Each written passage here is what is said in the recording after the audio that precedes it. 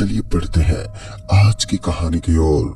दोस्तों, इस घटना को बीते आज लगभग 4 साल हो गए हैं, लेकिन आज भी इस घटना का जिक्र हमारे दोस्तों के बीच होता ही रहता है, क्योंकि यह एक दिल दहला देने वाली घटना थी। दरअसल उस वक्त हम सारे दोस्त अपने बिजनेस से छुट्टी लेकर एक साथ मिलना चाहते थे। फिर हमने सोचा कि हमें कहीं पर जाने का प्लान बनाना चाहिए, जिस वजह से हम लोग किसी ऐसे स्थान पर जाने वाले थे जहां पर हमें रहस्यमय चीज की प्राप्ति हो। दरअसल हम सभी भूतों के बारे में काफी जानना चाहते थे, लेकिन अफसोस आज तक हमने ऐसी किसी भी चीज को महसूस नहीं किया जिसके अंदर हमें ऐसा लगे कि यहाँ पर किसी पैरानॉर्मल चीज की एक्टिविटी है।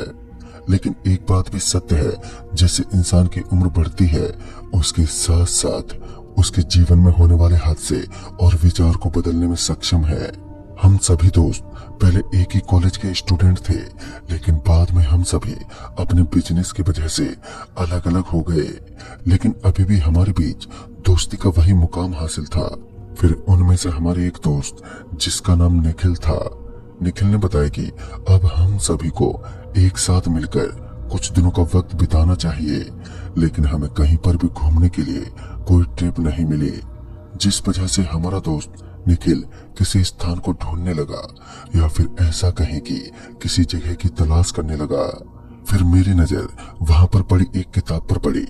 दरअसल हम सभी एक होटल के अंदर बैठे हुए थे और वहीं पर मुझे राजस्थान का एक चित्र नजर आया। जब मैंने उस किताब को खरीदा तो मैंने देखा कि उस किताब के अंदर राजस्थान के कुलधरा नामक किसी स्थान के बारे में बताया गया था।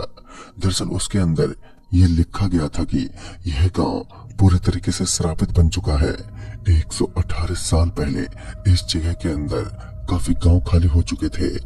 इस जगह पर केवल एक गांव नहीं बसता था, बल्कि कई सारे गांव इसी जगह पर मौजूद थे, लेकिन सिर्फ एक रात ने सब कुछ बदल कर रख दिया।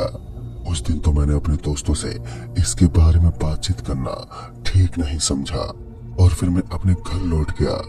घर पर लौटने के बाद मैं उसी किताब को पूरी रात पढ़ता रहा, लेकिन उस किताब ने मेरे दिल के अंदर एक आग उत्पन्न कर दी।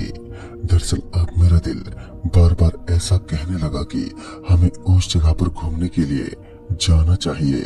फिर क्या था, रात के लगभग 1:30 बजे मैंने अपने दोस्त को फोन लगाया और सभी को एक साथ मिलने को कहा।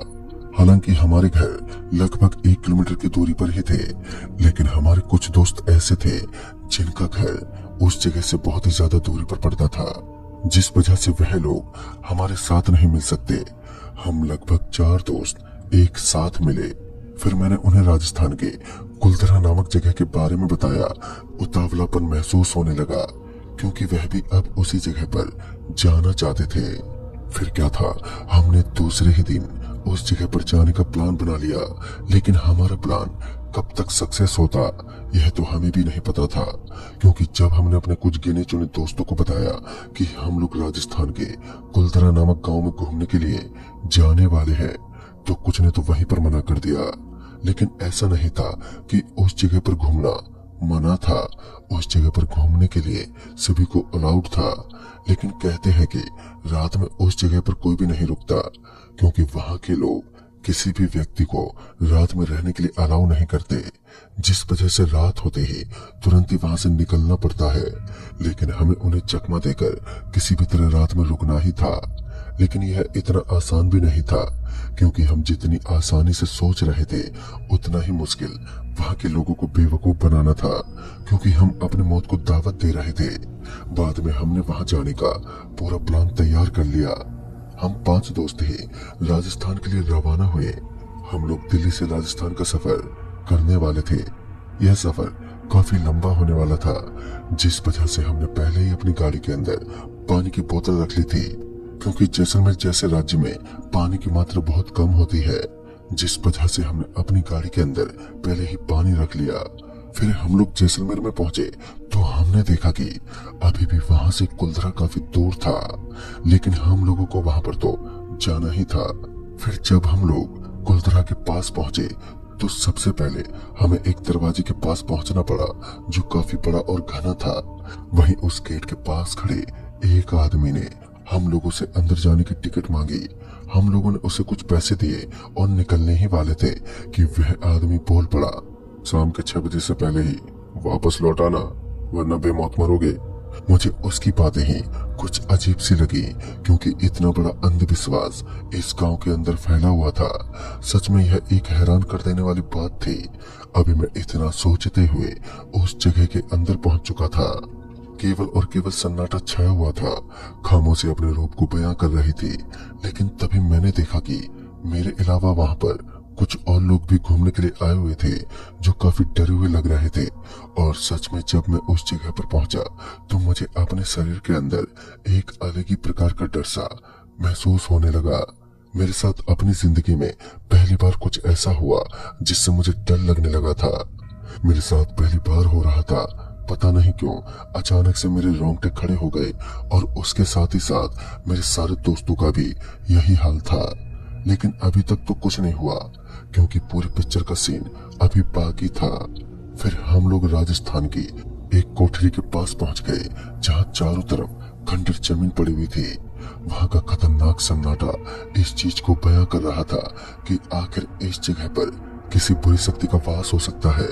लेकिन अभी भी हम इन चीजों को कहां मानने वाले थे।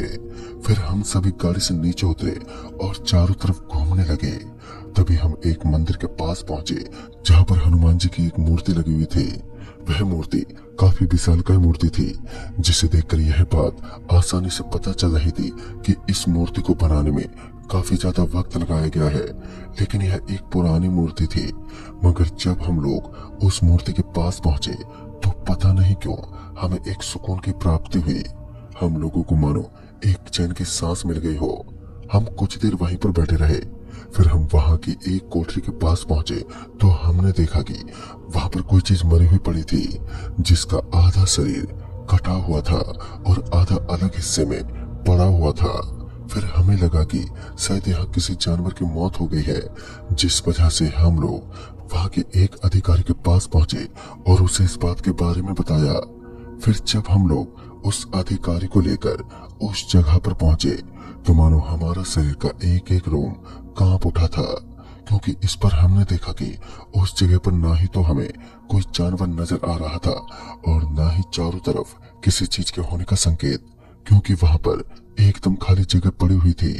यह देखकर मैं तो एकदम से हैरान रह गया, क्योंकि मैंने अभी अभी किसी चीज को देखा था और उसके साथ ही साथ मेरे दोस्तों ने भी इस चीज पर गौर किया था।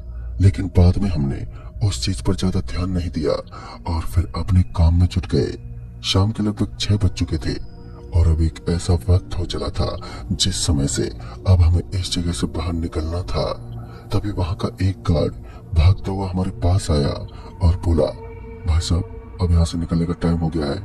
मगर मैंने किसी भी तरह से उस गार्ड को मना ही लिया। दरअसल मैंने उसको कुछ पैसे दे दिए और फिर उससे कहा कि हमें बस आज की रात के लिए यहीं पर रुकने दीजिए। मगर फिर भी उस गार्ड ने हमें बहुत समझाया कि यह जगह रात में बिल्कुल भी ठीक नहीं है। यहाँ पर भूत पिशाच का साया इस कदर मंडराता रहता है मानो वह पूरी दुनिया का विनाश कर देंगी। लेकिन यहाँ के तांत्रिकों द्वारा उनको इसी जगह पर कैद किया गया है। हमें अब भी उनकी बातों पर विश्वास नहीं था। तभी उस गार्ड ने हमें हमारी गाड़ी को बाहर खड़ा करने को कहा, क्योंकि रात में यहाँ पर गाड़ी का रुकना बिल्कुल भी ठीक नहीं था। इस वजह से यहाँ के लोगों को आसानी से पता चल सकता था कि रात में इस जगह पर कोई रुका हुआ है, क्योंकि लोगों के मुताबिक इस जगह पर रुकना मतलब अपनी मौत को दावत देना है, जिस वजह से लोग यहाँ पर किसी को रुकने नहीं देते। बाद में हमने वही किया। हमारा एक दोस्त जिसका नाम दीपक था, उसने तुरंत ही गाड़ी को बाहर खड़ा कर दिया। अब अंधेरा अपनी चरम सीमा पर था। चारों ओर बिखरा हुआ सन्नाटा यहाँ की खामोशी को बयां कर रहा था। तभी हमने देखा कि हमारे पीछे की तरफ से हमें किसी के भागने की आवाज सुनाई दी।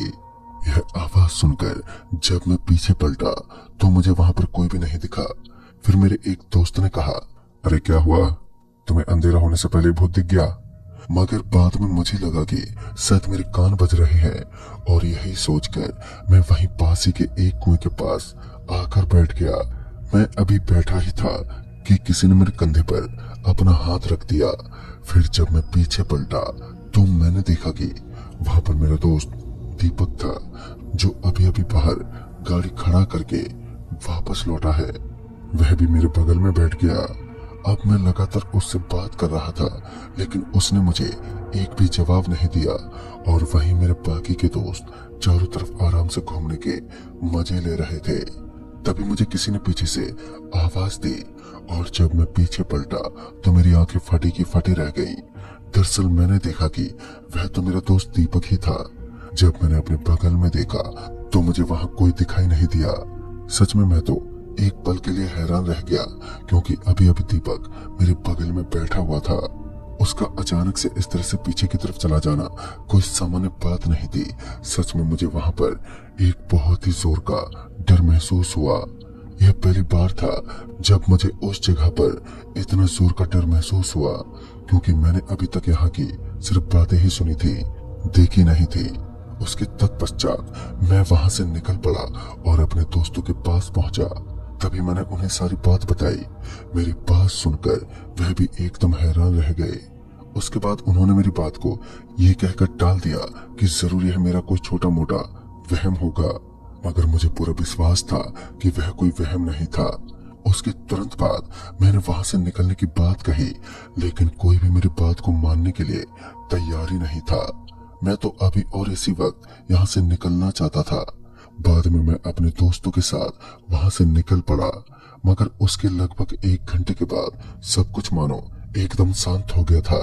अब सब कुछ एकदम सामान्य लग रहा था। लेकिन वह कहते हैं ना कि तूफान आने से पहले एकदम शांति रखता है, और कुछ हमारे साथ भी ऐसा ही होने वाला था कि तभी हमें जोर की चीख सुनाई देने लगी। इसी चीख को सुनकर मैं और मेरे सारे दोस्त वहां से भागते हुए एक जगह पर पहुंचे, जहां पर चारों तरफ खंडर पड़ी हुई जमीन के अलावा एक कमरा नजर आ रहा था। वो चीखने की आवाज उस कमरे के अंदर से आ रही थी। मेरा एक दोस्त दीपक जब उस कमरे के अंदर झांक कर देखने लगा तो उसका शरीर पसीने से तरबतर होने लगा। उसका पूरा शरीर बुरी तरह से कांपने लगा। मुझे समझ ही नहीं आ रहा था कि आखिर उसने ऐसा कमरे में क्या देख लिया है। फिर जब मैं झांकते हुए उस कमरे के अंदर देखने लगा तो मानो मैंने अपनी जिंदगी का सबसे डरावना और सबसे खौफनाक, दिल दहला देने वाला नजारा देख लिया। दरअसल मैंने देखा कि उस कमरे के अंदर मुझे काफी सारे लोगों की लाश पड़ी हुई नजर आ रही थी, जिनके शरीर से काफी रक्त बह रहा था। उनका शरीर जो बिल्कुल कटा फटा हुआ दिखाई पड़ रहा था। सच में उस वक्त मेरे डर की कोई सीमा नहीं थी। मैं तुरंत ही एकदम से नीचे गिर पड़ा, और फिर जब मेरे बाकी के दोस्तों ने उस कमरे में झांकते हुए देखा तो उन्हें भी कुछ नहीं दिखा। मैंने और दीपक ने पूरी बात बताई कि आखिर हमें ऐसा क्या दिखाई दिया, लेकिन उनको हमारी बातों पर विश्वास ही नहीं हुआ। और मैं यह बात अच्छी तरीके से जानता था कि अगर मैं कुछ देर के लिए और इस जगह पर रुक गया तो फिर मेरी मौत बिल्कुल निश्चित थी, क्योंकि इस जगह पर अब प्रेतों का वास बन चुका था। फिर मैं जल्दी से भागता हुआ उस गांव से निकलने की कोशिश करने लगा, मगर मुझे ऐसा लग रहा था मानो मेरी मर्जी के बिना ही मुझे कोई खींचने की कोशिश कर रहा है। जब मुझे लगा कि अब बुरी ताकत मेरे ऊपर मंडराने लगी है, मैंने भी उस गांव से निकलने की उम्मीद को छोड़ दिया और फिर मैं अपने दोस्तों के पास पहुंच गया। लेकिन अब मेरे दोस्त भी बुरी तरीके से डरे हुए थे। वह लगातार मेरे बिल्कुल पीछे की तरफ देख रहे थे, और फिर जब मैं पीछे पलटा तो मेरी रंगों में दौड़ता हुआ खून एकदम से जम गया, क्योंकि मैंने देखा कि मेरे बिल्कुल पीछे की तरफ सफेद सफेद कपड़े पहने एक आदमी, जिसके मुंह के ऊपर एक कंबल गिरा हुआ था, वह बिल्कुल हमारे सामने खड़ा था। लेकिन उसकी कंबल अब उसके मुंह से हट चुकी थी। दरअसल उसका चेहरा ऐसा लग रहा था मानो किसी ने आग के द्वारा जला दिया गया हो। डर की वजह से मेरे दिमाग ने काफी तेजी से काम करना शुरू कर दिया। मैंने तुरंत ही अपने दोस्तों को मेरे पीछे पीछे भागने का इशारा किया, और फिर मैं हनुमान जी की मूर्ति के पास पहुंच गया। फिर मैं और मेरे दोस्त पूरी रात एक भयानक सन्नाटे की रात में उसी हनुमान जी की मूर्ति के नीचे बैठे रहे। उस रात का हादसा आज भी मेरे दिल के अंदर ताजा है। और फिर जैसे ही सुबह हुई और वहां का दरवाजा खोला गया तो मैं अपने सारे दोस्तों के साथ वहां से तुरंत ही निकल गया। उस दिन भगवान हनुमान जी की वजह से दोस्तों हमारी जान बच गई। इसलिए कहते हैं कि हमें कभी भी हमारे पूर्वजों के रीति रिवाज को तोड़ना नहीं चाहिए। और अभी मैं आज तक ये नहीं जान पाया कि आखिर उस जगह का राज क्या है। तो दोस्तों इस कहानी में बस इतना ही। तब तक के लिए बाय एंड टेक केयर।